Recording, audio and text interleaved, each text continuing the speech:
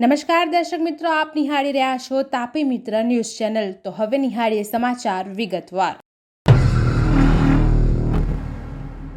પૂર્વ વડાપ્રધાન ડોક્ટર મનમોહન સિંહનું ગુરુવારે રાત્રે નિધન થયું છે। તેઓ 92 વર્ષના હતા। વડાપ્રધાન નરેન્દ્ર મોદી અને ગૃહમંત્રી અમિત શાહ તેમના નિવાસસ્થાને પહોંચ્યા અને તેમને શ્રદ્ધાંજલિ આપી હતી। મનમોહન સિંહ લાંબા સમયથી બીમાર હતા। ઘરે બેભાન થયા બાદ તેમને 8 વાગે દિલ્હી એમ્સમાં લાવવામાં આવ્યા હતા। હોસ્પિટલમાં તેમણે રાત્રે 10 વાગે અંતિમ શ્વાસ લીધા હતા। મનમોહન સિંહના નિધનના કારણે કેન્દ્ર સરકારે 7 દિવસનો રાષ્ટ્રીય શોક જાહેર કર્યો છે, તેમજ શુક્રવારના નિર્ધારિત તમામ કાર્યક્રમો રદ કરવામાં આવ્યા છે। મનમોહન સિંહના રાજકીય સન્માન સાથે કાલે અંતિમ સંસ્કાર કરવામાં આવશે। રાજકોટ શહેરના કાલાવડ રોડ પર આવેલા કણકોટ પાટિયા પાસે વહેલી સવારે વિદ્યાર્થીઓ ભરેલી સ્કૂલ બસ ધડાકાભેર લાઇટના થાંભલા સાથે ટકરાઈ હતી। આ ટક્કર એટલી જોરદાર હતી કે થાંભલો તૂટીને ડ્રાઈવરની કેબિનમાં ઘૂસી ગયો હતો। આ ગમખાર અકસ્માતમાં શિક્ષક સહિત અનેક વિદ્યાર્થીઓને ઈજા પહોંચી હતી। અકસ્માતને પગલે ઘટના સ્થળ પર લોકોના ટોળા ઉમટી પડ્યા હતા। રાજકોટ શહેરના કાલાવડ રોડ પર આવેલા કણકોટ ગામના પાટિયા નજીક ઇનોવેટિવ ઇન્ટરનેશનલ સ્કૂલના બસ ડ્રાઈવરે કોઈ કારણોસર સ્ટીયરિંગ પરથી કાબુ ગુમાવતા આ અકસ્માત સર્જાયો હતો। અકસ્માતની જાણ થતાં 108ની ટીમ ઘટના સ્થળે પહોંચી ગઈ હતી અને ઈજાગ્રસ્તોને સારવાર અર્થે ખસેડાયા હતા। રાજકોટ મહાનગરપાલિકાના ભ્રષ્ટ પૂર્વ chief town planner officer Mansukh Sagathiya સામે સરકારે લાલ આંખ કરી છે। મનસુખ સાગઠિયા અને તેના પરિવારજનોના નામે વસાવેલી 23.15 કરોડની મિલકત ટાંચમાં લેવા સરકારે આદેશ કર્યો છે। એસીબીની તપાસ દરમિયાન સાંગઠિયાએ પોતાની કાયદેસરની આવક કરતાં 628.42% વધુ અપ્રમાણસર મિલકત વસાવી હોવાનું સામે આવતા ભ્રષ્ટાચાર અધિનિયમ કલમ હેઠળ તેમની ધરપકડ કરવામાં આવી હતી, જે અંગે હાલ તે રાજકોટ મધ્યસ્થ જેલમાં બંધ છે। ઉલ્લેખનીય છે કે રાજકોટ ટીઆરપી ગેમ ઝોન અગ્નિકાંડમાં ગેરકાયદે બાંધકામ તોડી પાડવા અંગે નોટિસ આપ્યા બાદ કોઈ કાર્યવાહી ન કરી પોતાની ફરજ પ્રત્યે બેદરકારી દાખવી હતી, જેને લઈ પોલીસે ધરપકડ કર્યા બાદ તેમની સામે ભ્રષ્ટાચારના આક્ષેપ ઉઠતા એસીબીએ તપાસમાં ઝંપલાવ્યું હતું। દરમિયાન મનસુખ સાંગઠિયા પાસેથી અપ્રમાણસર મિલકત મળી આવતા કાયદેસરની કાર્યવાહી હાથ ધરવામાં આવી હતી। ઉત્તર પશ્ચિમ મધ્યપ્રદેશ પર સર્જાયેલી સાયક્લોનિક સર્ક્યુલેશન સિસ્ટમ અને વેસ્ટર્ન ડિસ્ટર્બન્સને કારણે ભર શિયાળે અષાઢના એંધાણ હવામાન વિભાગે વ્યક્ત કર્યા છે।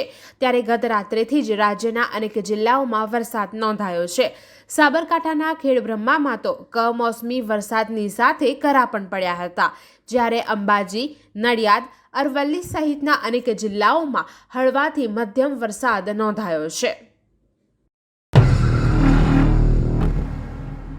ઉત્તર પશ્ચિમ મધ્યપ્રદેશ ઉપર સર્જાયેલી સાયક્લોનિક સિસ્ટમ તથા વેસ્ટ ડિસ્ટર્બન્સની અસરને લઈને 3 દિવસ સુધી ગાજવીજ સાથે વરસાદ થવા અંગે આગાહી કરવામાં આવી છે।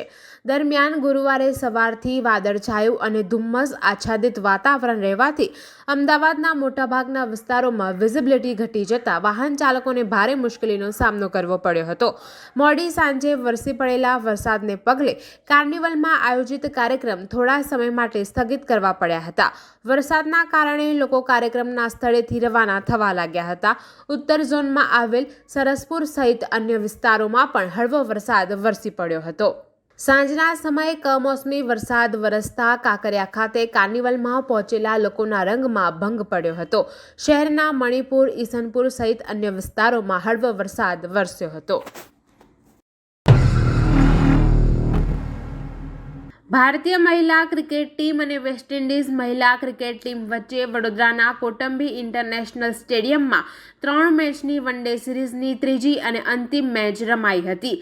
વેસ્ટ ઇન્ડિઝે ટોસ જીતીને બેટિંગ કરવા મેદાનમાં ઉતર્યા હતા, જેમાં ટીમ ઇન્ડિયાના ખેલાડી કાળી પટ્ટી બાંધીને ઉતર્યા હતા।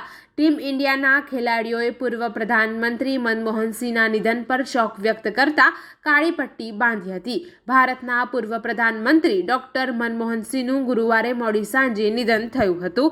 તે 92 વર્ષે ફાની દુનિયાને અલવિદા કહી દીધું છે।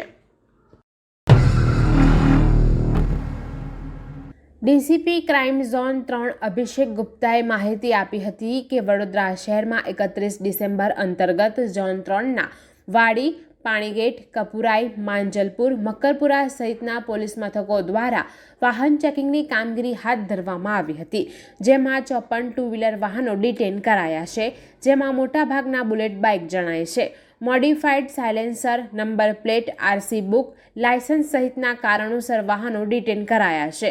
આ ઉપરાંત બ્લેક ફિલ્મ ડોક્યુમેન્ટના અભાવે 4 જેટલી ગાડીઓ પણ ડિટેન કરી છે, જ્યારે ડ્રંક એન્ડ ડ્રાઈવના 8થી વધુ ગુના નોંધાયા છે. સુરતના ગોડાદરામાં ગેસ લાઇનમાં લીકેજની ઘટના સામે આવી છે. આ ઘટનામાં 4 લોકો આગની ચપેટમાં આવી જતા ગંભીર રીતે દાઝ્યા છે. આ ઉપરાંત 5 જેટલી દુકાનો અને લાખોનો માલસામાન બળીને ખાખ થઈ ગયો છે. અચાનક ફ્લેશ ફાયર થતાં લોકોમાં ભારે દોડધામ મચી જવા પામી હતી. ઘટનાની જાણ થતાં ફાયરની ટીમ ઘટના સ્થળે પહોંચી ગઈ હતી અને આગ પર કાબુ મેળવવાનો પ્રયાસ કર્યો હતો. ભારે જહેમત બાદ ફાયરની ટીમ આગ પર કાબુ મેળવી લેતા સ્થાનિક દુકાનદારોએ રાહતનો શ્વાસ લીધો હતો. આગની ઘટનામાં 5 દુકાનો અને લાખોનો માલસામાન બળી જતા વેપારીઓએ વળતરની માંગ સાથે રસ્તાઓ ઉપર ઉતરી આવ્યા હતા. સુરતના સરથાણા જકાતનાકા આઇકોનિક રોડ પર રૂક્ષ્મણી ચોક ખાતે હનુમાન ચાલીસા યુવા કથાનું આયોજન કરવામાં આવ્યું છે. 28મી ડિસેમ્બરથી 3 જાન્યુઆરી સુધી યોજાનારી આ કથામાં સાળંગપુર મંદિરની આબેહૂબ પ્રતિકૃતિ ઊભી કરવામાં આવી છે.